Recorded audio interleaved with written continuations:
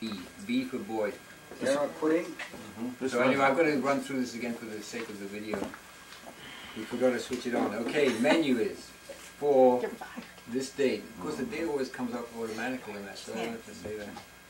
So it's Aduki beans. This is the miso soup. Aduki beans, celery, shiitake mushrooms, miso, and parsley. Parsley is like the garnish. Okay. And then we're going to have brown rice with black barley as a grain, which I have never had before. In fact, I've never even seen it before. And then carrots, no, cauliflower, because cauliflower is the main vegetable, so that's why I put that first. No, you're talking the vegetable dish is next. Yeah, after the grains, cauliflower, carrots, and leeks.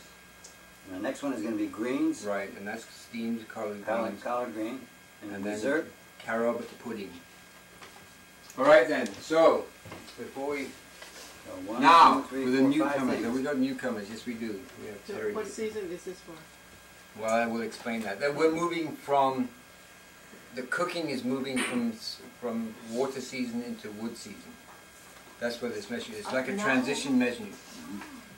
There's a transition menu for the wood, going into wood, out of water. See, the water season started December the 21st. And it finishes on March the 21st. But, because our blood recycles every 120 days, which is 4 months, we have to start cooking ahead of time, so that by the time the season comes, our blood is harmonized with the seasons. I mean, that's the way I interpret it. That's my understanding of how to cook this way. So, we spent the last 2 months cooking for now. The last 2 menus, if you look at those menus, those are all basically water menus. Yeah, but 12/21 is only December 21st. This is only January 10th. That's only 3 weeks. Right, but the last 2 months we cooked for now. And now we're cooking ahead for the spring. That's just to see, because the wood season is the spring season. As well as cooking for now. As well as cooking for now, because which will be clarified as we go through the menu. Soak the beans overnight. The phone does not get answered while I'm teaching. So, all the beans except for lentils, black-eyed peas, and what's the other one? Lentils and black-eyed peas, I think, are the only 2. All of them have to be done this way, which is that you soak them overnight, discard the soaking water, add, now in this case what I've added is, I've added soup stock. Now how you make soup stock is when you cut your vegetables up before you get them ready for cooking, you save all the ends and the skins and whatnot. And you put them in a saucepan, add water, bring them to a boil and cook them for 20 minutes without salt. Then that water's in here along with the Aduki beans, and there's 3 cups of Aduki beans. Okay, there's 3 cups of Aduki beans. There's also seaweed in there. Kombu? Wakame. I've added a 3-inch strip per person of wakame to this. That's how much seaweed I recommend you eat a day minimum. 3-inch strip of kombu or wakame a day. So if you cook with that, you have the juice. You still have to eat the vegetable. The seaweed bit, yeah, definitely. Don't throw the seaweed away. Seaweed is extremely valuable, as we'll talk about later. Then you bring it to a pressure, the rice, the beans with the seaweed and water, and no salt added. Pressure? You're going to pressure cook these also? Yeah, you pressure cook. You have to pressure cook these. If you want to cook beans without pressure cooking them to get to the state of softness that you get this way, I think you have to boil them for like 6 to 10 hours. Adukis? Yeah, whatever. But one of the reasons why this is the best method is because what happens when we boil it, all this froth comes to the surface. and then we get rid of that. All right then, so that's the beans. What's the ratio on the Aduki bean? Beans to water. Oh, it doesn't matter. I mean, you know, there's no set thing. It depends on how much. 1 cup, 2 cup, you How whatever much you want. soup you It want? depends on how much soup you want and how thick you want the soup to be. It's up to You you. can make 1 cup? Well, it'd be very thick soup. You probably. I mean, here there's 3 cups. There's 3 cups of beans, and the water's right up to here. There's probably 8 cups of water, 10 cups of water in here. No, 8 cups of water probably. 6 to 8. So it's 1 cup to 8 cups of water? Yeah, this is the soup, remember? Yeah. So you always recommend pressure cooking beans, Cora? Yeah, except for the ones I mentioned, the lentils and the black-eyed peas.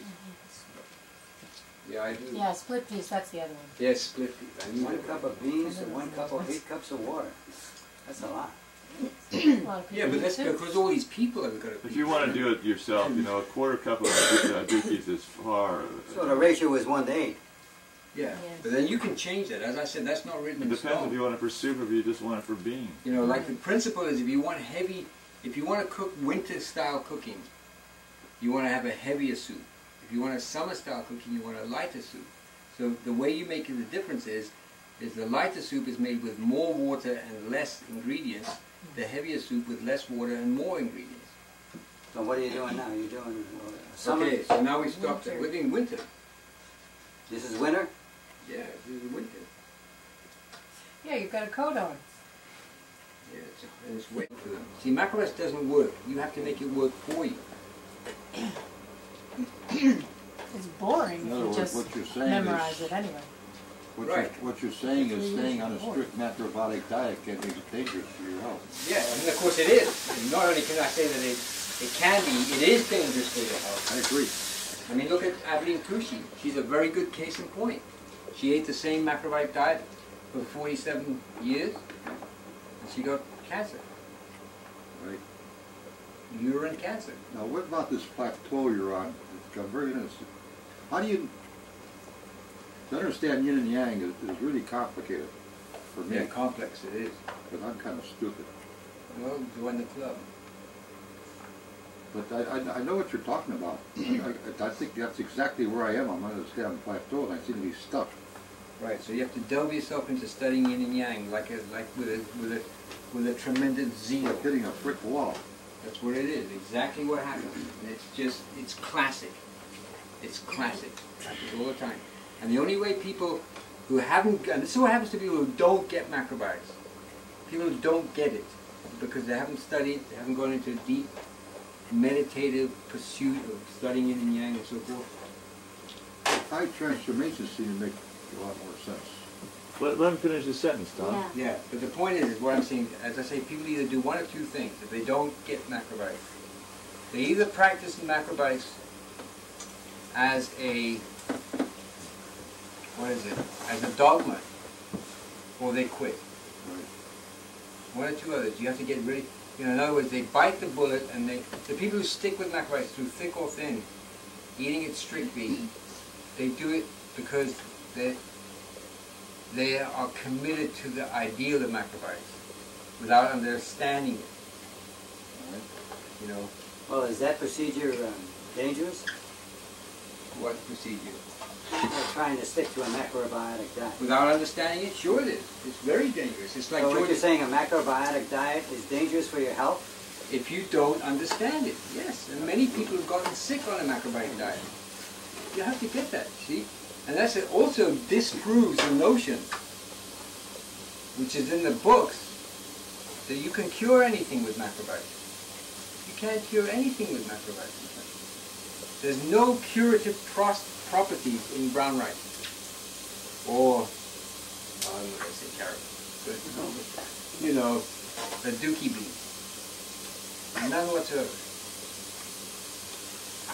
But I want to do a study of yin and yang on the Carob. Right. So now, yin and yang, cold is more yin, hot is more yang. And in terms of climate, a hot climate is more yang, and a cold climate is more yin. But in terms of the climatic effects, see, this is where people get mixed up, and understandably so. According to yin and yang are always tending to, one of the principles of yin and yang is that yin and yang working together are always tending toward balance. See, very important principle. So if vegetation is growing in a hot climate, based on just using that one principle, yin and yang working together tend toward balance all the time. If vegetation is growing in a hot climate, which is more yang, what would you expect the vegetation to be in terms of yin and yang? Well, hopefully yin vegetables, so people would eat that to balance them out. That's right. Exactly. So this is a plant, a tree, that grows in the hot Mediterranean climate. So therefore the fruit is very yin. See, that's the whole thing. Going back to the soup, can we go back to the soup? No, not yet. Can I ask something? So Yeah. if you eat this very yin fruit, comes out of a yang climate, and you eat that, does it translate in your body as yang or yin? No, yin. Balance. If you're in Translates as yin, balance. yeah, basically it translates your body to more yin, so your body can balance the hot climate. Okay. You know, because if you're in a hot climate, what you tend to do if you're not in balance? What do people do in hot climates? Drink Or water. Drink more water. Because they think by drinking more water that they're not going to get dehydrated, because they're in a hot climate, people get dehydrated because they sweat a lot. And people think that if they sweat a lot, they're going to lose water, that they have to drink more. But really, that's not the reason they're drinking. You're losing salt. The reason why they're drinking is because they're getting too young. So they have to drink more. And of course, when they drink stuff, they usually don't just drink water. They usually have Pepsis, ice cold drinks, right? Now I thought that, well I didn't think so, but it's a question I've asked. When you eat a very yin thing, you eat it in your body, it translates into yang in No. your body. No, yin. Oh, okay. Yin. So a yin Yin food stays yin. makes you more yin. Yin food makes you more yin, yang food. Of course, that's within reason. Because one of the principles of yin and yang is that if you eat something to extreme, it changes into its opposite. Only in the extreme. Right. So why are we eating yin food in the yin season? Why? Because you have to balance what we're eating earlier. I mean, most of this is very yang. So And again, that depends on your condition. You know, I mean, as I said, depending on your condition, you would either not cook this at all, or you would cook it if you wanted to make a yin dessert. But it's not a seasonal. It's not a seasonal application. Well, yeah, I mean, desserts can be applied any time, because all desserts are yin. Right. All the time. So starting with the soup, Aduki beans strengthen the kidneys.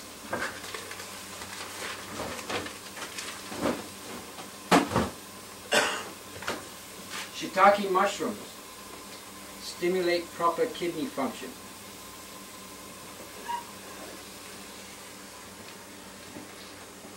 Well, I'll leave that on a bit longer. It's not been quite an hour yet. Celery. Celery is basically, I think, a transition between kidney and liver. So I think it would strengthen the kidneys and the liver. So that's about 2 cups of celery, or a cup and a Well, half? 3 stalks. 3 stalks. Right. And I'm sorry, how many cups of beans was it? Cora, I forgot.